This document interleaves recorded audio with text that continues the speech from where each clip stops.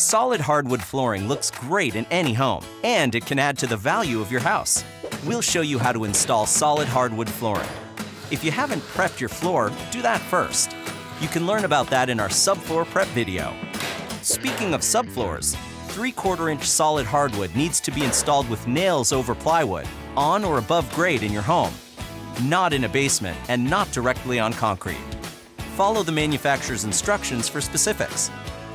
Here's a quick overview of the installation. Run the flooring along the length of the room with an expansion gap at the perimeter. Solid hardwood expands and contracts. Stagger the joints at least 6 inches and also avoid H-joints. In other words, don't allow the joints to line up unless they are at least 2 rows apart. It's smart to calculate the width of the last row too. If it will be less than 1 inch, consider cutting the first row by half. Before you get started, determine how much flooring you'll need by multiplying the length times width of the room to get the square footage. Add about 10% extra for any warped or damaged boards. When you have your flooring, let it acclimate to the room temperature and humidity for at least 72 hours. Typically, you remove the flooring from the boxes and stack it in the room. This is a good time to check for any warped or defective boards. Hold on to them. You can use the bad pieces to help pry the last row into place. Also, you might be able to cut off the damaged parts and use the good pieces for your install. When the flooring has acclimated, pick out the straightest boards for the first 2 rows. Hold the first board on the starting line you snapped during prep, groove side toward the wall. Set spacers for the expansion gap, typically 3/4 inches. Face nail about 1/2 inch from the tongue side, starting about 3 inches from the ends, and generally every 6 inches in between. We're using an air nail gun, but drill pilot holes if you're using a hammer and nail set. Tap the next piece in place with a tapping block and mallet, and continue face nailing. You can fill the nail holes with matching floor putty later. When you get to the end, cut the board to fit. Remember to account for the expansion gap.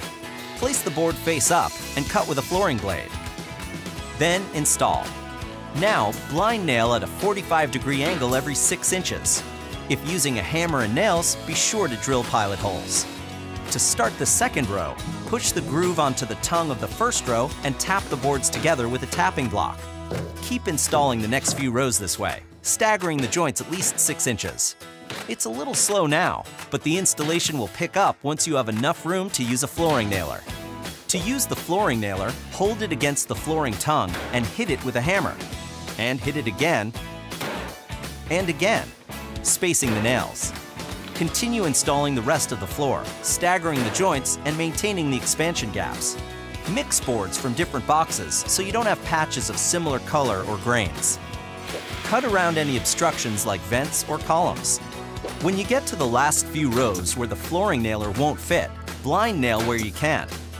For the last 2 rows, you'll have to face nail along the tongue side. To fit the very last row, cut the pieces, keeping in mind the expansion gap. Use a pull bar to wedge the pieces in place. Then face nail. If the last strip will be less than 1 inch wide, glue it to the previous row. Finish up by cutting the excess underlayment, filling nail holes with wood putty, and reattaching the baseboards and shoe molding.